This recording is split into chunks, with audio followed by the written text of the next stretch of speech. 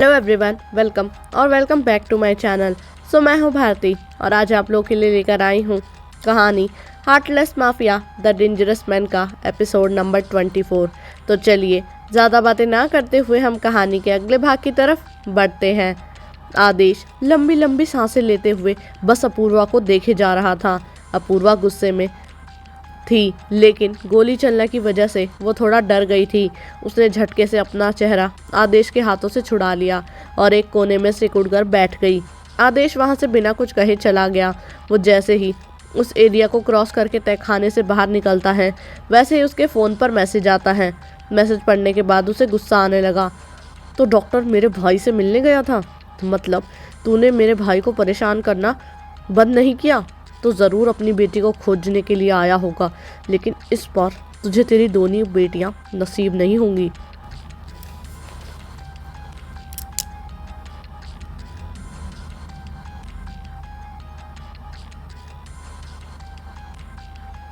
उसकी आदत थी अपना रिवॉल्वर हमेशा वो बैठकर साइड वाले टेबल पर रखता था। उसने जैसे ही अपनी रिवॉल्वर निकाल पीछे से माया ने आगे बढ़कर वो रिवॉल्वर उठा लिया। उद्देश्य तुरंत पलटा। उसने माया से वो छीनना चाहा, लेकिन उसने देखा कि माया उससे दूर खड़ी है और उस रिवॉल्वर को अपने हाथों में लिए बस देख रही है। उद्देश्य को लगा कि माया अपने आप को शायद गोली मारने की सोच रही है, और माया ने सोचा भी वही था। आज वो अपनी कहानी ख़त्म कर देना चाहती थी। उसने अपनी आंखें बंद की और जैसे ही ट्रिगर पर उंगली रखकर बंदूक को अपने पेट पर रखकर चलाने के लिए उसने ट्रिगर पर उंगली रखी, वैसे ही उसे एक ज़ोरदार धक्का लगा और वो बंदूक और उद्देश्य दोनों ही ज़मीन पर पड़े थे।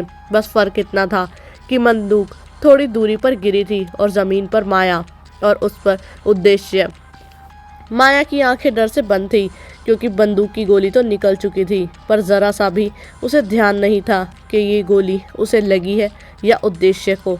उद्देश्य की आंखों में एक पल के लिए तो मानो मौत के डर ही बनाया था।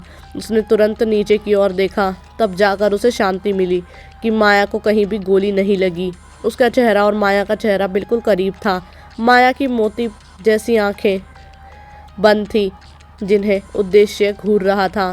कुछ पल बाद माया की आंखों के कोनों से आंसू की दो मोटी बूंदें जमीन पर गिर गई, और यही वही मोमेंट था जब उद्देश्य का दिल पिघल गया मानो, और उसे एहसास होने में अभी वक्त था। आज तुमने जो कोशिश की है वो आइंदा मत करना। तुम्हारी मौत तुम्हारे हाथों से नहीं, मेरे हाथों से लिखी है माया। तुम्हें जिंदा रखने या मार देने का हक सिर्फ मेरा है, और ये तुम इस बार मुझसे नहीं छीन सकती। अगले ही पल माया की पलकें खुली और उसने कहा, मैं इन दिनों में इतना तो जान गई हूँ कि तुम मुझे तकलीफ़ में देख सकते हो, रोते हुए देख सकते हो, लेकिन मरते हुए नहीं देख पाओगे। और आज ही तुमने ये साबित भी कर दिया। लेकिन उद्देश्य, याद रखना, इस बार मैं तुमसे इतनी दूर जाऊंगी कि इस जन्म में हम फिर कभी नहीं मिलेंगे। उद्देश्य को इस बात पर बड़ा धक्का लगा। उसने माया के चेहरे को गुस्से में देखा। ये तुम्हारी गलतफहमी है माया।